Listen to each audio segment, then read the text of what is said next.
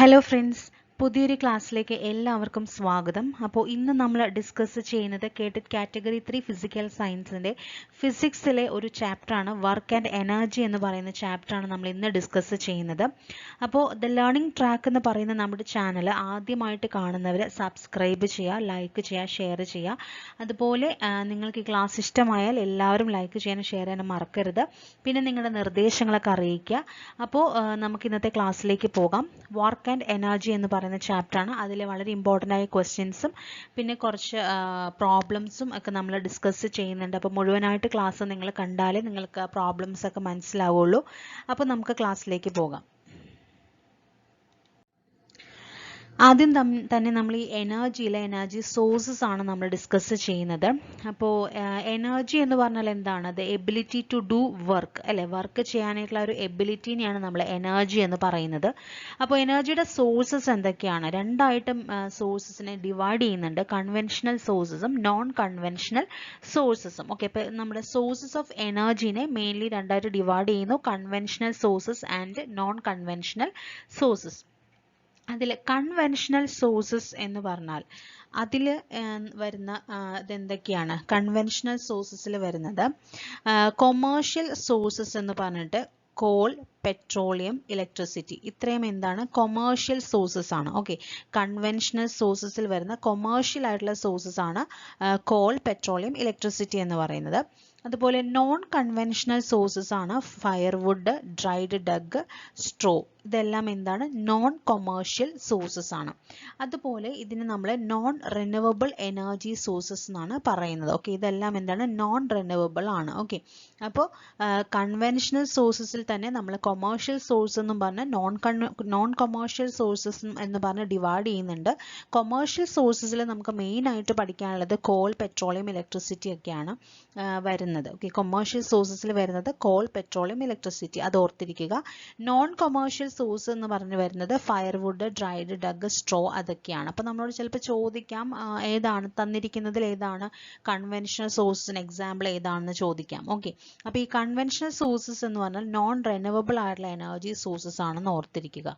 ഇനി non conventional സോഴ്സസിലേക്ക് വരുമ്പോൾ നമുക്ക് പഠിക്കാനുള്ളത് bio energy, solar energy, wind energy, tidal energy ഒക്കെയാണ്. ഓക്കെ, അപ്പോൾ ഇതൊക്കെ റിന്യൂവബിൾ ആയിട്ടുള്ള എനർജി സോഴ്സസ് ആണ്. അതായത് എന്താണ്? റിന്യൂവബിൾ ആയിട്ടുള്ള എനർജി സോഴ്സസ്, അതായത് നമുക്ക് പുനഃസ്ഥാപിക്കാൻ പറ്റുന്ന എനർജി സോഴ്സസിനെയാണ് നമ്മൾ റിന്യൂവബിൾ എനർജി സോഴ്സസ് എന്ന് പറയുന്നത്. അപ്പോൾ bio energy, solar energy, wind energy, tidal energy എന്നൊക്കെ പറയുന്നത് എന്താണ്? റിന്യൂവബിൾ ആയിട്ടുള്ള എനർജി സോഴ്സസ് ആണെന്ന് ഓർത്തിരിക്കുക. അപ്പോൾ നോൺ കൺവെൻഷണൽ സോഴ്സസിന് എക്സാമ്പിൾ ഏതാണെന്ന് ചോദിക്കാം, അല്ലെങ്കിൽ റിന്യൂവബിൾ എനർജി സോഴ്സസിന് എക്സാമ്പിൾ ഏതൊക്കെയാണെന്ന് ചോദിക്കാം. അപ്പോൾ പ്രത്യേകം പഠിച്ചു വെക്കുക നോൺ റിന്യൂവബിൾ എനർജി സോഴ്സസ് ഏതൊക്കെയാണ്, റിന്യൂവബിൾ എനർജി സോഴ്സസ് ഏതൊക്കെയാണെന്ന് പ്രത്യേകം എക്സാമ്പിൾസ് എടുത്ത് നോക്കി വെക്കുക. ഓക്കെ, ഇനി നമുക്ക് പൊട്ടൻഷ്യൽ എനർജി എന്താണ്, കൈനറ്റിക് എനർജി എന്താണെന്ന് നോക്കാം. അതായത് പൊട്ടൻഷ്യൽ എനർജി നമ്മൾ കുഞ്ഞിലേ പഠിക്കുന്ന കാര്യങ്ങളാണ്, അല്ലേ? പൊട്ടൻഷ്യൽ എനർജി എന്ന് പറഞ്ഞാൽ എന്താണ്? Energy possessed by an object due to its position, അല്ലെ? ഒരു പൊസിഷനിൽ ഇരിക്കുന്ന, ഒരു പെർട്ടിക്കുലർ പൊസിഷനിൽ ഇരിക്കുന്ന ഒബ്ജക്റ്റിനെ അത് ആ ഒരു പൊസിഷനിൽ ഇരിക്കുമ്പോൾ ആ ഒരു ഒബ്ജക്റ്റ് പോസസ് ചെയ്യുന്ന എനർജീനെയാണ് പൊട്ടൻഷ്യൽ എനർജി, അതിൻ്റെ പൊട്ടൻഷ്യൽ എനർജി എന്ന് പറയുന്നത്. അപ്പോൾ പൊസിഷൻ ആവാം, അല്ലെങ്കിൽ സൈസ് ആവാം, അല്ലെങ്കിൽ ഷേപ്പ് ആവാം. ഓക്കെ, ഇനി potential energy is not transferable. അത് ട്രാൻസ്ഫറബിൾ ആയിട്ടുള്ള ഒരു എനർജി ഫോം അല്ല പൊട്ടൻഷ്യൽ എനർജി എന്ന് പറയുന്നത്. അതിൻ്റെ ഇക്വേഷൻ നോക്കി വെക്കുക. mgh ആണ്. m എന്ന് പറഞ്ഞാൽ mass, g acceleration due to gravity, h എന്ന് പറഞ്ഞാൽ ഹൈറ്റ് ആണ്. ഒരു പെർട്ടിക്കുലർ ഹൈറ്റിൽ ഇരിക്കുമ്പോൾ അതിൻ്റെ ആ ഒരു പെർട്ടിക്കുലർ ഹൈറ്റിൽ ഇരിക്കുമ്പോൾ ആ ഒബ്ജക്റ്റിന് അനുഭവപ്പെടുന്ന എനർജി. ഓക്കെ, അപ്പോൾ ഹൈറ്റ് എത്രയാണെന്ന് നമ്മൾ നോട്ട് ചെയ്യുക. അപ്പോൾ mgh എന്ന് പറഞ്ഞ ഇക്വേഷൻ ആണ് പൊട്ടൻഷ്യൽ എനർജി. എക്സാമ്പിൾ എന്താണ്? എ സ്ട്രെച്ച്ഡ് ബോ, എ റബ്ബർ ബാൻഡ്. ഓക്കെ, അപ്പോൾ പൊസിഷൻ എന്ന് പറയുമ്പോൾ ഇപ്പോൾ നമുക്ക് എക്സാമ്പിൾ ആയിട്ട് ഇപ്പോൾ ഡാമിലൊക്കെ ഇരിക്കുന്ന വാട്ടർ, സ്റ്റോർ ചെയ്ത് വെച്ചിരിക്കുന്ന വാട്ടർ, അതിനെന്താണ്? യെസ്, അതിന് പൊട്ടൻഷ്യൽ എനർജി ഉണ്ട്. ഇനി ഷേപ്പ് എന്നൊക്കെ പറയുമ്പോൾ നമ്മൾ റബ്ബർ ബാൻഡ് നല്ലോണം വലിച്ചങ്ങോട്ട് പിടിക്കുമ്പോൾ, അത് നല്ലോണം സ്ട്രെച്ച് ചെയ്തിരിക്കുമ്പോൾ നമുക്ക് അവിടെ ഒരു സ്ട്രെയിൻ, അല്ലെങ്കിൽ അതിനൊരു സ്ട്രെയിൻ അനുഭവപ്പെടുന്നുണ്ട്. ഓക്കെ, അപ്പോൾ ആ ഒരു സ്ട്രെയിനെയാണ് നമ്മൾ ഈ പൊട്ടൻഷ്യൽ എനർജി എന്ന് പറയുന്നത്. ഓക്കെ, അതുപോലെ തന്നെ സ്ട്രെച്ച്ഡ് ബോ. ഓക്കെ, പിന്നെ സ്പ്രിങ് ഒക്കെ അതിന് എക്സാമ്പിളാണ്, പൊട്ടൻഷ്യൽ എനർജിയുടെ എക്സാമ്പിൾസ് ആണ്. അപ്പോൾ അതൊക്കെ ഒന്ന് ഓർത്തിരിക്കുക. പിന്നെ കൈനറ്റിക് എനർജി എന്ന് പറഞ്ഞാൽ എന്താണ്? അതായത് energy possessed by an object due to its motion ആണ്. ഓക്കെ, ഒരു ഒബ്ജക്റ്റ് മോഷനിലിരിക്കുമ്പോൾ അല്ലെങ്കിൽ ചലിച്ചുകൊണ്ടിരിക്കുമ്പോൾ ആ ഒബ്ജക്റ്റിന് അനുഭവപ്പെടുന്ന എനർജിനെയാണ് നമ്മൾ കൈനറ്റിക് എനർജി എന്ന് പറയുന്നത്. ഓക്കെ, അപ്പോൾ അത് ഈസിലി ട്രാൻസ്ഫറബിൾ ആണ്. കൈനറ്റിക് എനർജി ഈസിലി ട്രാൻസ്ഫറബിൾ ആണ്. ഇനി കൈനറ്റിക് എനർജിയുടെ ഇക്വേഷൻ ഒന്ന് നോക്കുക. ഹാഫ് എം വി സ്ക്വയർ ആണ്. ഹാഫ് എം വി സ്ക്വയർ അതായത് മാസ് പിന്നെ വെലോസിറ്റി സ്ക്വയർ. ഓക്കെ, ഇനി എക്സാമ്പിൾ എന്താണ്? മൂവ് ചെയ്തുകൊണ്ടിരിക്കുന്ന എന്തും കൈനറ്റിക് എനർജി പ്രോസസ്സ് ചെയ്യുന്നുണ്ട്. ചലിച്ചുകൊണ്ടിരിക്കുന്ന എന്തൊരു വസ്തുവും എന്താണ്? കൈനറ്റിക് എനർജി പ്രോസസ്സ് ചെയ്യുന്നുണ്ട്. അപ്പോൾ ഇവിടെ ഒരു എക്സാമ്പിൾ ആയിട്ട് മൂവിങ് കാർ എന്ന് പറയുന്നുണ്ട്. അതുപോലെ ഫാൻ മൂവ് ചെയ്തുകൊണ്ടിരിക്കുന്ന സമയത്തും അതെന്ത് ചെയ്യുന്നുണ്ട്? അത് കൈനറ്റിക് എനർജി അതിൽ പ്രോസസ്സ് ചെയ്യുന്നുണ്ട്. ഓക്കെ, അപ്പോൾ ഇതൊക്കെയാണ് കൈനറ്റിക് എനർജിയും പൊട്ടൻഷ്യൽ എനർജിനെ പറ്റി പറയാനുള്ളത്. അപ്പോൾ ഇക്വേഷൻ ശ്രദ്ധിക്കുക, പിന്നെ എക്സാമ്പിൾസ് ശ്രദ്ധിച്ചു വെക്കുക. ഓക്കെ, ഇനി നമുക്ക് ക്വസ്റ്റ്യനിലേക്ക് പോകാം. വളരെ സിമ്പിൾ ആയിട്ടുള്ള ക്വസ്റ്റ്യൻ ആണ് കേട്ടോ നമ്മൾ തുടങ്ങുന്നത്. Water stored in A dam has dash energy. വളരെ എളുപ്പമുള്ള ക്വസ്റ്റ്യൻ, നിങ്ങൾക്ക് എല്ലാവർക്കും ആൻസർ കിട്ടുമല്ലോ. എന്താ? പൊട്ടൻഷ്യൽ എനർജിയാണ്. നമ്മൾ നേരത്തെ പറഞ്ഞു പൊട്ടൻഷ്യൽ എനർജി എന്ന് പറഞ്ഞാൽ എന്താണ്? ഒരു പെർട്ടിക്കുലർ പൊസിഷനിൽ ഇരിക്കുന്ന ഒബ്ജക്റ്റ്, ആ ഒരു ഒബ്ജക്റ്റിനെ പ്രോസസ്സ് ചെയ്യുന്ന എനർജി. അപ്പോൾ water stored in A dam എന്ന് പറയുമ്പോൾ വളരെ ഹൈറ്റിലിരിക്കുന്ന വെള്ളമാണ്. അപ്പോൾ ആ വെള്ളത്തിന് അനുഭവപ്പെടുന്ന എനർജി എന്ത് എനർജി ആയിരിക്കും? പൊട്ടൻഷ്യൽ എനർജി ആയിരിക്കും. Okay, next question, which one of the following is the unit of energy? Okay, അതും നമ്മൾക്ക് അറിയാവുന്ന കാര്യമാണ് അല്ലേ, വളരെ എളുപ്പമുള്ളൊരു ക്വസ്റ്റ്യൻ ആണ്. എന്താണ്? ജൂൾ ആണ് എനർജിയുടെ യൂണിറ്റ് എന്ന് ഓർത്തിരിക്കുക.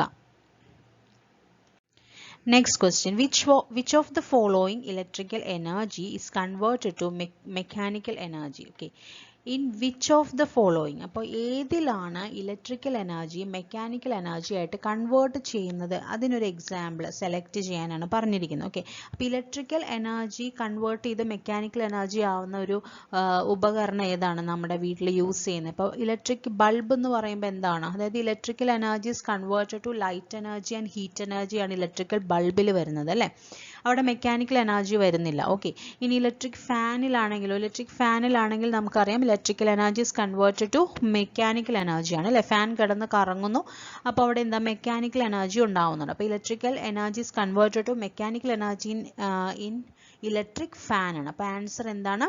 ഇലക്ട്രിക് ഫാൻ ആണ്. Okay, next question, during photosynthesis which energy change takes place? അപ്പോൾ ഫോട്ടോസിന്തസിസിന്റെ നേരത്തെ എന്ത് എനർജി ചേഞ്ച് ആണ് നടക്കുന്നത്? ഓക്കെ, ഫസ്റ്റ് ഓപ്ഷൻ എന്താണ്? Chemical energy to heat energy. Chemical energy heat energy ആവുന്നു, ലൈറ്റ് എനർജി കെമിക്കൽ എനർജി ആവുന്നു, ഹീറ്റ് എനർജി മെക്കാനിക്കൽ എനർജി ആവുന്നു. അപ്പോൾ എന്താണ് ഫോട്ടോസിന്തസിസിന്റെ സമയത്ത് നടക്കുന്നത്? ഫോട്ടോസിന്തസിസ് എന്ന് പറയുമ്പോൾ സൂര്യപ്രകാശം ഉള്ള സമയത്ത് നടക്കുന്ന ഒരു പ്രോസസ്സാണ് അല്ലേ ഫോട്ടോസിന്തസിസ് എന്ന് പറയുന്നത്.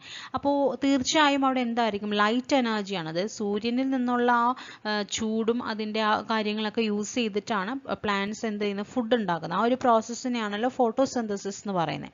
അപ്പോൾ light energy is converted to chemical എനർജിയാണ് ഫോട്ടോസിന്തസിസ് എന്ന് പറയുന്നത്. അപ്പോൾ സൂര്യപ്രകാശം ഉപയോഗിച്ചുകൊണ്ട് അവിടെ എന്തൊക്കെ സംഭവിക്കുന്നുണ്ട്? കുറേ റിയാക്ഷൻസ് നടന്ന് കുറേ സാധനങ്ങളൊക്കെ പ്രൊഡ്യൂസ്ഡ് ആവുന്നുണ്ട് അല്ലേ.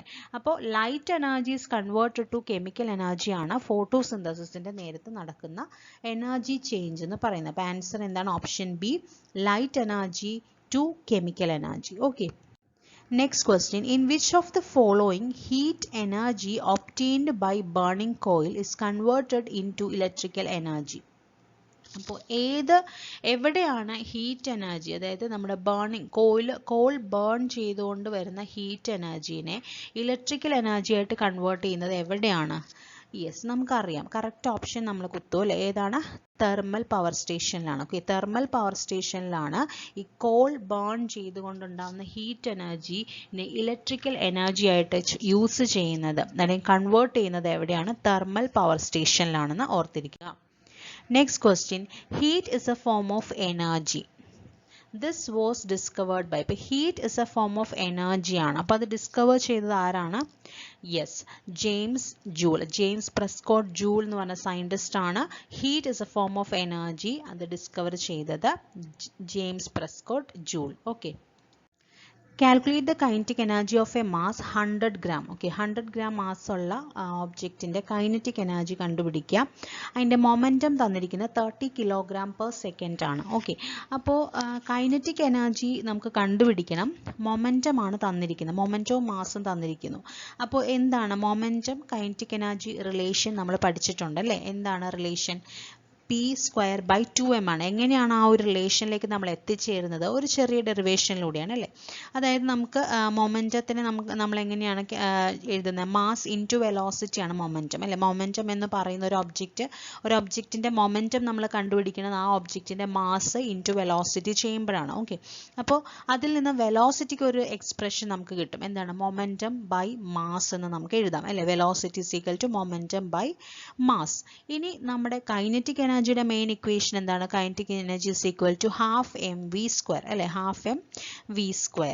അപ്പോൾ നമുക്കിനി എന്ത് ചെയ്യാം? ഈ v² സ്ഥാനത്ത് ഈ വാല്യൂ സബ്സ്റ്റിറ്റ്യൂട്ട് ചെയ്യുക. ഇവിടുത്തെ ഈ v² സ്ഥാനത്ത് ഏത് വാല്യൂ സബ്സ്റ്റിറ്റ്യൂട്ട് ചെയ്യുക? ഈ v, അതായത് p/m വാല്യൂ നമ്മൾ സബ്സ്റ്റിറ്റ്യൂട്ട് ചെയ്യുന്നു. ഇതാ കണ്ടോ, നമ്മൾ സബ്സ്റ്റിറ്റ്യൂട്ട് ചെയ്തു. അപ്പോൾ 12 × m × v² സ്ഥാനത്ത് എന്ത് വന്നു? p²/2m വന്നു. സോറി, p²/m² എന്ന് വന്നു. ഓക്കെ, അതായത് v² അല്ലേ? അപ്പോൾ രണ്ടും സ്ക്വയർ, p²/m². ഇനി എന്ത് ചെയ്യുക? ക്യാൻസൽ ഔട്ട് ചെയ്യും അല്ലേ? അപ്പോൾ ഇത് ക്യാൻസൽ ചെയ്യും. മാസ് രണ്ടെണ്ണം ഉണ്ട്, അപ്പോൾ ക്യാൻസൽ ചെയ്തു. അപ്പോൾ നമുക്ക് ആൻസർ ഇങ്ങനെ കിട്ടി, 1/2m × p², അതായത് p²/2m. ഓക്കെ, അപ്പം ഇങ്ങനെയാണ് നമുക്ക് കൈനറ്റിക് എനർജിയും മൊമെൻറ്റവും തമ്മിലുള്ള റിലേഷൻ കിട്ടുന്ന ഒരു ഡെറിവേഷൻ, ഒരു ചെറിയ ഡെറിവേഷനാണ്. ഇപ്പോൾ ഡെറിവേഷൻ്റെ ഒന്നും ആവശ്യമില്ലെങ്കിലും നമ്മൾ ആ ഇക്വേഷൻ എങ്ങനെയാണ് വന്നത് നമുക്കൊരു അറിവുണ്ടാവണം. അപ്പോൾ ആ ഒരു ഇക്വേഷൻ ഓർത്തിരിക്കുക, p²/2m ആണ്. ഇനി എന്ത് ചെയ്യുക? ഡയറക്റ്റ് സബ്സ്റ്റിറ്റ്യൂട്ട് ചെയ്യുക. നമ്മൾക്ക് എന്താണ് മാസ് തന്നിരിക്കുന്നത്? മാസ് തന്നിരിക്കുന്നത് എത്രയിലാണ്? 100 gram ആണ് തന്നിരിക്കുന്നത്. അപ്പോൾ നമ്മൾ അതിനെ കിലോഗ്രാമിലേക്ക് കൺവേർട്ട് ചെയ്യുമ്പോൾ 0.1 കിട്ടും. ജസ്റ്റ് സബ്സ്റ്റിറ്റ്യൂട്ട് ചെയ്യുക. അപ്പോൾ നമുക്ക് ആൻസർ എന്ത് കിട്ടും? 4500 ജൂൾ കിട്ടും. അതായത് p² എത്രയാണ്? 30 kg/m² ആണ്. അപ്പോൾ സബ്സ്റ്റിറ്റ്യൂട്ട് ചെയ്യുക. അപ്പോൾ 30² എന്ന് പറയുമ്പോൾ 900 വരും. പിന്നെ 0.2 ആ പോയിന്റ് മാറ്റാൻ നമ്മളൊരു 10 വെച്ച് മൾട്ടിപ്ലൈ ചെയ്യുമ്പോൾ ഇവിടെ മുകളിലും 10 വെച്ച് മൾട്ടിപ്ലൈ ചെയ്യും. അപ്പോൾ 9000/2 ആവും. അപ്പോൾ 4500 ജൂൾ എന്ന് നമുക്ക് ആൻസർ കിട്ടും. Okay, next question. A body of mass 4 kg is kept at rest. If a force of 10 Newton is applied on it for 10 seconds, what will be the work done? Okay, work done കണ്ടുപിടിക്കാനായിട്ടാണ്. അപ്പോൾ നമുക്ക് mass, force ഇതെല്ലാം തന്നിട്ട് നമ്മളോട് work done കാണാനായിട്ടാണ് പറഞ്ഞിരിക്കുന്നത്. Okay, അപ്പോൾ നമുക്ക് work done കാണാനായിട്ടുള്ള ഇക്വേഷനാണ് എഴുതിയിരിക്കുന്നത്. Work done is equal to 12mv² - 12mu². എന്താണ് അതിൻ്റെ അർത്ഥം? Yes, final kinetic energy minus initial kinetic energy. Okay, final kinetic energy minus initial kinetic energy എന്ന് പറഞ്ഞാൽ എന്താണ്? വർക്ക് ഡണ്ണിൻ്റെ ഒരു ഇക്വേഷനാണ്. ഓക്കെ, അപ്പോൾ നമുക്ക് മാസ് 4 kg തന്നിട്ടുണ്ട്, ഫോഴ്സ് 10 ന്യൂട്ടൺ തന്നിട്ടുണ്ട്, ടൈം 10 സെക്കൻഡ് തന്നിട്ടുണ്ട്. ഇവിടെ ഓർക്കേണ്ട ഒരു കാര്യം, ഇനീഷ്യൽ വെലോസിറ്റി എന്ന് പറയുന്നത് 0 ആണ്, കാരണം ബോഡി അറ്റ് റെസ്റ്റിലാണ്. ഓക്കെ, അപ്പോൾ ഇനീഷ്യൽ വെലോസിറ്റി 0 ആണ്. ഇനി നമുക്ക് ഈ ഒരു ഇക്വേഷനിൽ അപ്ലൈ ചെയ്യണമെങ്കിൽ നമുക്ക് വിയുടെ വാല്യൂ അറിയണം അല്ലേ? വിയുടെ വാല്യൂ എന്താണെന്ന് അറിയത്തില്ല. യു നമുക്കറിയാം 0 ആണ്, മാസ് അറിയാം, വി എന്താണെന്ന് അറിയത്തില്ല. അപ്പോൾ നമ്മുടെ ഇക്വേഷൻ, ലോസ് ഓഫ് മോഷൻ്റെ ഇക്വേഷൻ അനുസരിച്ച് വി ഇസ് ഈക്വൽ ടു എന്താണ്? യു പ്ലസ് AT ആണ് അല്ലേ? V is equal to U plus AT ആണ്. അതിൽ ആക്സിലറേഷൻ്റെ വാല്യൂ നമുക്ക് അറിയത്തില്ല. അപ്പോൾ നമുക്ക് ഫോഴ്സ് അറിയാം, മാസ് അറിയാം. അങ്ങനെയാണെങ്കിൽ ആക്സിലറേഷൻ നമുക്ക് എങ്ങനെ കണ്ടുപിടിക്കാം? നമ്മുടെ ന്യൂട്ടൻ്റെ സെക്കൻഡ് ലോ അനുസരിച്ച് F is equal to mass into acceleration ആണ് അല്ലേ? അപ്പോൾ അതിൽ നിന്ന് A is equal to F/m. അപ്പോൾ സബ്സ്റ്റിറ്റ്യൂട്ട് ചെയ്യുക, നമുക്ക് ആൻസർ 2.5 m/s² എന്ന് കിട്ടും. ഇനി ഈ ഇക്വേഷൻ, അതായത് നമ്മുടെ V is equal to U plus AT എന്ന് പറഞ്ഞ ഇക്വേഷനിൽ സബ്സ്റ്റിറ്റ്യൂട്ട് ചെയ്യുമ്പോൾ V എന്താ? U 0 ആണ്, 2.5 × 10 അല്ലേ? അപ്പോൾ നമുക്ക് 25 m/s എന്ന് കിട്ടും. അപ്പോൾ നമുക്ക് വിയുടെ വാല്യൂ കിട്ടി. ഇനി ഡയറക്റ്റ് ആയിട്ട് നമ്മുടെ വർക്ക് ഡണ്ണിൻ്റെ ഇക്വേഷനിൽ സബ്സ്റ്റിറ്റ്യൂട്ട് ചെയ്യുന്നു. അപ്പോൾ 1/2 × 4 × 25² - 1/2 402. ഓക്കെ, അപ്പോൾ ആൻസർ എന്താ കിട്ടുക? ഇത് സോൾവ് ചെയ്ത് കഴിയുമ്പോൾ നമുക്ക് 1250 ജൂൾ എന്ന വർക്ക് ഡൺ കിട്ടും. ഓക്കെ, അപ്പോൾ വളരെ എളുപ്പത്തിൽ ചെയ്യാവുന്ന ഒരു ക്വസ്റ്റൻ ആണ്. വെലോസിറ്റി കണ്ടുപിടിക്കുക, ആക്സിലറേഷൻ കണ്ടുപിടിക്കുക, ഈ ഒരു ഇക്വേഷൻ യൂസ് ചെയ്തിട്ട്. അത് മാത്രമേ ഇത്തിരി കൺഫ്യൂഷൻ ഉള്ളൂ, എന്നാലും പെട്ടെന്ന് ചെയ്യാൻ പറ്റും. അപ്പോൾ ഓർത്തിരിക്കുക കേട്ടോ. Next question. A car of mass 600 kg is moving at 15 meter per second. Calculate its momentum. വളരെ എളുപ്പമുള്ള ക്വസ്റ്റൻ ആണ് അല്ലേ. ഒരു കാറ് മാസ് 600 കിലോഗ്രാം ആണ്, 15 മീറ്റർ പെർ സെക്കൻഡിൽ മൂവ് ചെയ്യുന്നു. മൊമെൻറ്റം എന്താണ്? മാസ് ഇൻറ്റു വെലോസിറ്റി ആണ്. സബ്സ്റ്റിറ്റ്യൂട്ട് ചെയ്യുക. അപ്പോൾ 9000 കിലോഗ്രാം മീറ്റർ പെർ സെക്കൻഡ് എന്ന് കിട്ടും. Okay. Next question. A driver accelerates gently so that a force of 10 Newton acts on the car for 10 seconds. Calculate the impulse force. ഇത് impulse force calculate ചെയ്യാനായിട്ടുള്ളതാണ്. നമ്മൾ ഫോഴ്സിൻ്റെ ചാപ്റ്ററിൽ നമ്മൾ പഠിക്കുന്നതാണ് impulse force അല്ലേ. അപ്പോൾ impulse force എന്ന് പറഞ്ഞാൽ എന്താണ്? It is A very large force acting four A very short time. വളരെ ചെറിയ സമയത്തേക്ക് ആക്ട് ചെയ്യുന്ന വളരെ വലിയൊരു ഫോഴ്സിനെയാണ് നമ്മൾ ഇമ്പൾസ് ഫോഴ്സ് എന്ന് പറയുന്നത്. ഓക്കെ. അപ്പോൾ ഇവിടെ ഇമ്പൾസ് ഫോഴ്സ് എങ്ങനെ നമ്മൾ കണ്ടുപിടിക്കുക? ഫോഴ്സ് ഇൻറ്റു ടൈം ആണ് അല്ലേ. ഇമ്പൾസ് ഫോഴ്സ് കാണാനുള്ള ഇക്വേഷൻ ഫോഴ്സ് ഇൻറ്റു ടൈം ആണ്. അപ്പോൾ ഫോഴ്സ് എത്രയാണ് ഇവിടെ കൊടുക്കുന്നത്? 10 ന്യൂട്ടൺ ആണ്. ടൈം എത്രയാണ്? 10 സെക്കൻഡ് ആണ്. അപ്പോൾ നമുക്ക് എന്താ കിട്ടുക? ഇമ്പൾസ് ഫോഴ്സ് 300 ന്യൂട്ടൺ സെക്കൻഡ് എന്ന് കിട്ടും. ഓക്കെ. അപ്പോൾ ന്യൂട്ടൺ സെക്കൻഡ് ആണ് ഇമ്പൾസ് ഫോഴ്സിൻ്റെ യൂണിറ്റ് എന്ന് ഓർത്തിരിക്കുക. ഫോഴ്സ് ഇൻറ്റു ടൈം ആണ് ഇക്വേഷൻ എന്ന് ഓർത്തിരിക്കുക. Okay. Next question. Find the kinetic energy of a ball of mass 500 gram moving at a speed of 0.2 meter per second. Okay. അപ്പോൾ mass 500 gram ആ തന്നിരിക്കുന്നത്. Kinetic എനർജിയാണ് കണ്ടുപിടിക്കേണ്ടത് അല്ലേ. അപ്പോൾ നമ്മൾ എന്ത് ചെയ്യുക? മാസ് ഗ്രാമിലാണ്, അപ്പോൾ അതിനെ കിലോഗ്രാമിലേക്ക് മാറ്റുക. പിന്നെ വെലോസിറ്റി 0.2 മീറ്റർ പെർ സെക്കൻഡിലാണ് തന്നിരിക്കുന്നത്. ജസ്റ്റ് നമ്മുടെ ഇക്വേഷനിലേക്ക് സബ്സ്റ്റിറ്റ്യൂട്ട് ചെയ്യുക. Kinetic energy is equal to half mv². അപ്പോൾ ഹാഫ് ഇൻറ്റു 0.5 ഇൻറ്റു 0.2 സ്ക്വയർ. അപ്പോൾ എന്താ കിട്ടുക? 0.01 ജൂൾ എന്ന് ആൻസർ കിട്ടും. Okay.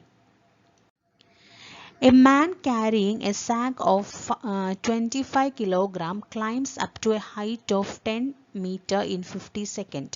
Calculate the work done. അപ്പോൾ ഇവിടെയും വർക്ക് ഡൺ കാൽക്കുലേറ്റ് ചെയ്യാനാണ് നമ്മളോട് പറഞ്ഞിരിക്കുന്നത്. എന്താണ്? മാസ് 25 കിലോഗ്രാം മാസ് ഉള്ള ഒരു സാക്ക് ചുമന്നുകൊണ്ട് കയറുകയാണ് അല്ലേ. അപ്പോൾ 10 മീറ്ററിൽ 50 സെക്കൻഡ് സമയത്തിലാണ് അയാൾ കയറുന്നത്. ഓക്കെ.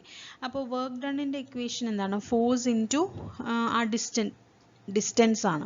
അപ്പോൾ the force applied by the man on the bag എന്ന് പറഞ്ഞാൽ എന്താണ്? നമുക്കിവിടെ വർക്ക് ഡൺ കാണണമെങ്കിൽ ഫോഴ്സ് ഇൻറ്റു ഡിസ്റ്റൻസ് അല്ലേ. അപ്പോൾ ഫോഴ്സ് എന്താണെന്ന് നമുക്ക് അറിയത്തില്ല. നമ്മളോട് ഇവിടെ മാസ് ആണ് തന്നിരിക്കുന്നത്. ഓക്കെ. അപ്പോൾ നമ്മൾ ശ്രദ്ധിക്കുക. The force applied by the man on the bag. ആ ബാഗിൽ ആ മാൻ അപ്ലൈ ചെയ്യുന്ന ഫോഴ്സ് എന്ന് പറയുന്നത് വെയിറ്റ് ഓഫ് ദ ബാഗ് തന്നെയല്ലേ അല്ലേ. The force applied by the man on the bag. Okay. ബാഗിൽ കൊടുക്കുന്ന ഫോഴ്സ് എന്ന് പറയുന്നത് ആ ബാഗിൻ്റെ വെയിറ്റ് തന്നെയാണ്. അതെങ്ങനെയാണ് വെയിറ്റ് ഓഫ് ദ ബാഗ് നമ്മൾ കാണുന്നത്? യെസ്, 25 ഇൻറ്റു 9.8 ആണ്. ഓക്കെ. അതായത് mass into acceleration due to gravity ആണ് വെയിറ്റ് എന്ന് പറയുന്നത്. ഓക്കെ. അപ്പോൾ നമുക്ക് 245 ന്യൂട്ടൺ ഫോഴ്സ് കിട്ടി. ഡിസ്റ്റൻസ് എത്രയാണ്? 10 മീറ്റർ ആണ്. അപ്പോൾ ജസ്റ്റ് സബ്സ്റ്റിറ്റ്യൂട്ട് ചെയ്യുക. അപ്പോൾ നമുക്ക് ആൻസർ എന്ത് കിട്ടും? 2450 ജൂൾ എന്ന് കിട്ടും. Okay. Next question. In which process heavy elements diffuse and form lighter elements? Okay. Heavy elements diffuse ചെയ്ത് lighter elements form ചെയ്യുന്നത് ഏത് പ്രോസസ്സിലാണ്? നമ്മൾ ന്യൂക്ലിയർ ഫിഷനും ഫ്യൂഷനും പഠിച്ചിട്ടുണ്ട് അല്ലേ. അപ്പോൾ ഫിഷനിലാണ് അങ്ങനെ നടക്കുന്നത് അല്ലേ. അതായത് ഹെവി എലമെൻറ്റ്സ് ഡിഫ്യൂസ് ചെയ്ത് ലൈറ്റർ എലമെൻറ്റ്സ് ആയിട്ട് മാറുന്നു, അല്ലെങ്കിൽ സ്പ്ലിറ്റ് ചെയ്തിട്ട് ലൈറ്റർ ന്യൂക്ലിയസ് ആയിട്ട് മാറുന്നു. ഓക്കെ. അതെന്താണ്? ന്യൂക്ലിയർ ഫിഷൻ ആണ്. ഫ്യൂഷൻ എന്ന് പറഞ്ഞാൽ നേരെ ഓപ്പോസിറ്റ് ആണ്. ഫിഷൻ്റെ എന്താ കൂടിച്ചേർന്ന് ഒരു ഹെവി ന്യൂക്ലിയസ് ആയിട്ട് മാറുന്നതാണ് ന്യൂക്ലിയർ ഫ്യൂഷൻ എന്ന് പറയുന്നത്. ഓക്കെ. അപ്പോൾ ഓർത്തിരിക്കുക. Next question. When nuclear fusion and fission takes place. എപ്പോഴാണ് ന്യൂക്ലിയർ ഫ്യൂഷനും ഫിഷനും സംഭവിക്കുന്നത്? ഓക്കെ. അപ്പോൾ എന്തൊക്കെയാണ് options? More air pollution is seen, less air pollution is seen, no air pollution is seen, none of the above. എന്താണ് answer? No air pollution is seen ആണ്. Okay. അപ്പോൾ air pollution ഒന്നും കാണാത്ത സമയത്താണ് ഫിഷൻ ആൻഡ് ഫ്യൂഷൻ നടക്കുന്നതെന്ന് ഓർത്തിരിക്കുക. Okay. Air pollution ഇല്ലാത്ത സമയത്ത്. Okay. Next question. Nuclear fusion reaction takes place under which condition? അപ്പോൾ ഏത് കണ്ടീഷനിലാണ് ന്യൂക്ലിയർ ഫ്യൂഷൻ റിയാക്ഷൻ നടക്കുന്നത്? Okay. First option high temperature and high pressure, high pressure and low pressure, low temperature and low pressure, low temperature and high pressure. അപ്പോൾ ഏതൊരു കണ്ടീഷനിലാണ് nuclear fusion സംഭവിക്കുന്നത്? ഓർത്തിരിക്കുക. First കണ്ടീഷനാണ് high temperature and high pressure. Okay. Nuclear fusion ആണ്. അപ്പോൾ ടെമ്പറേച്ചറും കൂടുതലാണ്, പ്രഷറും കൂടുതലായിരിക്കും. ആ ഒരു സമയത്താണ് ന്യൂക്ലിയർ ഫ്യൂഷൻ സംഭവിക്കുന്നത്. Okay. Next question, nuclear binding energy is equal to dash. Nuclear binding energy എന്ന് പറഞ്ഞാൽ that is equal to എന്താണ്? Mass defect of nucleus ആണ്. Okay, nuclear binding energy is equal to mass defect of nucleus ആണ്. ഒരു കാര്യം പറഞ്ഞോട്ടെ, ഈ nuclear binding energy അതുപോലെ മാസ് ഡിഫക്റ്റ് അതിനെ പറ്റി കൂടുതൽ ഡീറ്റെയിൽഡ് ആയിട്ട് നമ്മളിനി അടുത്ത വീഡിയോയിൽ ചെയ്യുന്നതാണ് കേട്ടോ. അപ്പോൾ ഇതിൽ നമ്മൾ കുറേ ക്വസ്റ്റ്യൻസ് ആണ് ഇൻക്ലൂഡ് ചെയ്തിരിക്കുന്നത്. ഈ ഒരു പോർഷനിൽ ഇന്നത്തെ വീഡിയോയിൽ കുറേ ക്വസ്റ്റ്യൻസ് ആണ് നമ്മൾ ഇൻക്ലൂഡ് ചെയ്യുന്നത്. കൂടുതൽ ഡീറ്റെയിൽ ആയിട്ട് ന്യൂക്ലിയർ ബൈൻഡിങ് എനർജി അതുപോലെ മാസ് ഡിഫക്റ്റ് പിന്നെ ന്യൂക്ലിയർ ഫിഷൻ ഫ്യൂഷൻ അതൊക്കെ എന്താണെന്ന് കൂടുതൽ ഡീറ്റെയിൽ ആയിട്ട് നമ്മൾ അടുത്ത് തന്നെ ഒരു വീഡിയോ ചെയ്യും. അപ്പോൾ ആ ക്ലാസ്സിൽ നമ്മൾ ഇൻക്ലൂഡ് ചെയ്യാം. അപ്പോൾ ഇന്നത്തെ ക്ലാസ്സിൽ ഇതിൽ കുറച്ച് ക്വസ്റ്റ്യൻസ് മാത്രമേ ഉള്ളൂ കേട്ടോ. അപ്പോൾ 15th ക്വസ്റ്റ്യൻ എന്തായിരുന്നു? Nuclear binding energy is equal to dash. അപ്പോൾ ന്യൂക്ലിയർ ബൈൻഡിങ് എനർജി എന്ന് പറഞ്ഞാൽ അത് മാസ് ഡിഫക്റ്റ് ഓഫ് ദ ന്യൂക്ലിയസിനോട് ഈക്വൽ ആണ്. ഓക്കെ, അപ്പോൾ ബൈൻഡിങ് എനർജി എന്ന് പറഞ്ഞാൽ എന്താണ്? Energy require to hold the protons and neutrons together അല്ലേ. ഒരു ന്യൂക്ലിയസിനുള്ളിലുള്ള ന്യൂക്ലിയോൺസിനെ ഹോൾഡ് ചെയ്ത് വെക്കാൻ വേണ്ടിയിട്ടുള്ള ഒരു എനർജിനെയാണ് ന്യൂക്ലിയർ ബൈൻഡിങ് എനർജി അല്ലെങ്കിൽ ന്യൂക്ലിയർ എനർജി എന്നൊക്കെ പറയുന്നത്. ഓക്കെ, അപ്പോൾ ഈ ന്യൂക്ലിയർ ബൈൻഡിങ് എനർജി എന്ന് പറയുന്നത് മാസ് ഡിഫക്റ്റിനോട് ഈക്വൽ ആയിരിക്കും. മാസ് ഡിഫക്റ്റ് ഓഫ് ദ ന്യൂക്ലിയസിനോട് ഈക്വൽ ആയിരിക്കും. Okay, next question, the actual mass of the atomic nucleus is always dash than the mass of proton and neutrons present in the nucleus. അപ്പോൾ actual mass of the atomic nucleus, ഒരു atomic nucleusന്റെ actual mass is always dash than the mass of protons and neutrons present in the nucleus. എങ്ങനെയായിരിക്കും? Greater ആയിരിക്കോ, lesser ആയിരിക്കോ, constant ആയിരിക്കോ? Lesser ആയിരിക്കും അല്ലേ. അപ്പോൾ ഒരു ആക്ച്വൽ മാസ്, ഒരു അറ്റോമിക് ന്യൂക്ലിയസിന്റെ ആക്ച്വൽ മാസ് എന്ന് പറയുന്നത് is always less than the mass of protons and neutrons ആയിരിക്കും എന്ന് ഓർത്തിരിക്കുക. Okay, next question, larger value of mass defect. Mass ഡിഫക്റ്റിന്റെ വാല്യൂ കൂടിക്കഴിഞ്ഞാൽ എന്ത് സംഭവിക്കും? More stable nucleus, more nuclear binding energy of nucleus, lesser the value of binding energy, both A and B. എന്താണ് answer? Both A and B ആണ്. Okay, larger value of mass defect, mass ഡിഫക്റ്റിന്റെ value കൂടിക്കഴിഞ്ഞാൽ nucleus വളരെ stable ആയിരിക്കും. അതുപോലെ more nuclear binding energy of a nucleus ആയിരിക്കും. ആ ന്യൂക്ലിയസിന് ബൈൻഡിങ് എനർജിയും കൂടുതലായിരിക്കും. Okay, next question, which type of radiation is the least penetrating? ഏറ്റവും കുറച്ച് പെനിട്രേറ്റ് ചെയ്യുന്ന റേഡിയേഷൻ ഏതാണ്? യെസ്, ആൽഫ റേഡിയേഷൻ ആണെന്ന് ഓർത്തിരിക്കട്ടെ. ആൽഫ റേഡിയേഷൻ ആണ് വളരെ കുറച്ച് പെനിട്രേറ്റ് ചെയ്യുന്നത്. Next question, when uranium-235 is bombarded with 1 neutron, fission occurs. The products are 3 neutrons plus krypton-94 and dash. വേറെ എന്താ അവിടെ ഉണ്ടാകുന്നത്? ക്രിപ്റ്റോൺ 94 ഉണ്ടാകുന്നുണ്ട്, 3 ന്യൂട്രോൺസ് ഉണ്ടാകുന്നുണ്ട് അല്ലേ. അപ്പോൾ വേറെ എന്താ അവിടെ ഉണ്ടാകുന്നത്? Yes, barium 139. ഓക്കെ, ബേരിയം 139 ആണ് പിന്നെ അവിടെ പ്രൊഡ്യൂസ് ആവുന്ന ഒരു പ്രോഡക്റ്റ് എന്ന് പറയുന്നത്. Okay, next question, which one of the following statements about nuclear reaction is false? nuclear reaction ഓട് തെറ്റായിട്ടുള്ള സ്റ്റേറ്റ്മെന്റ് ഏതാണ്? The particles within the nucleus are involved. No new elements can be produced. A rate of reaction is independent of temperature. Rate of reaction is independent of pressure. അപ്പോൾ തെറ്റായിട്ടുള്ള statement ഏതാണ്? No new elements can be produced. അതൊരു തെറ്റായിട്ടുള്ള ഒരു statement ആണ് അല്ലേ. അപ്പോൾ nuclear reaction നടന്നു കഴിയുമ്പോൾ അവിടെ എന്തായാലും ഒരു പുതിയൊരു പ്രോഡക്റ്റ് ഉണ്ടാവുന്നുണ്ട്. അപ്പോൾ no new elements can be produced എന്ന് പറയുന്നത് തെറ്റായിട്ടുള്ള ഒരു സ്റ്റേറ്റ്മെന്റ് ആണ്. Okay, next question, which of the following describes what occurs in the fission process? അപ്പോൾ ഫിഷൻ പ്രോസസ്സിൽ എന്താണ് സംഭവിക്കുന്നതെന്ന് ഡിസ്ക്രൈബ് ചെയ്യുന്നത് ഏതാണ്? heavy nucleus is fragmented into lighter ones. A neutron is split into a neutron and proton. 2 lighter nuclei are combined to form a heavier one. None of the above. ഏതാണ്? Fission റിയാക്ഷനുമായിട്ട് relate ചെയ്യുന്ന ഒരു sentence ഏതാണ്? Heavy nucleus is fragmented into lighter one അല്ലേ. Heavy nucleus എന്ത് ചെയ്ത് split ചെയ്തിട്ട് lighter nucleus ആയിട്ട് മാറുന്നതാണ് ന്യൂക്ലിയർ ഫിഷൻ എന്ന് പറയുന്ന പ്രോസസ്സ്. ഓക്കെ, അപ്പോൾ നമ്മൾ ഇന്നത്തെ ക്ലാസ് ഇവിടെ വൈൻഡ് അപ്പ് ചെയ്യുകയാണ്. അപ്പോൾ ഞാൻ പറഞ്ഞതുപോലെ തന്നെ മാസ് ഡിഫക്റ്റ് അതുപോലെ ബൈൻഡിങ് എനർജി അതുപോലെ ന്യൂക്ലിയർ ഫ്യൂഷൻ ഫിഷൻ ഇതിനെപ്പറ്റി എല്ലാം ഡീറ്റെയിൽഡ് ആയിട്ടൊരു ക്ലാസ്സും ക്വസ്റ്റ്യനും നമ്മൾ ഇനിയും അപ്ലോഡ് ചെയ്യും. അപ്പോൾ നമ്മുടെ ക്ലാസ്സുകൾ തുടർന്ന് കണ്ടുകൊണ്ടിരിക്കുക. ഈ വീഡിയോ മുഴുവനായിട്ട് കാണുക, പ്രോബ്ലംസ് ചെയ്യുക. അപ്പോൾ നമ്മുടെ ചാനൽ ദ ലേണിംഗ് ട്രാക്ക് ആദ്യമായിട്ട് കാണുന്നവർ സബ്സ്ക്രൈബ് ചെയ്യുക, ലൈക്ക് ചെയ്യുക, ഷെയർ ചെയ്യുക. നിങ്ങൾക്ക് ക്ലാസ് ഇഷ്ടമായാൽ എന്തായാലും ലൈക്ക് ചെയ്യണം, ഷെയർ ചെയ്യണം, കമൻറ്റ് ചെയ്യണം. അപ്പോൾ അടുത്തൊരു ക്ലാസ്സുമായിട്ട് ഉടൻ തന്നെ വരാം. ഇന്നത്തെ ക്ലാസ് കണ്ട എല്ലാവർക്കും thank you so much. Okay, by.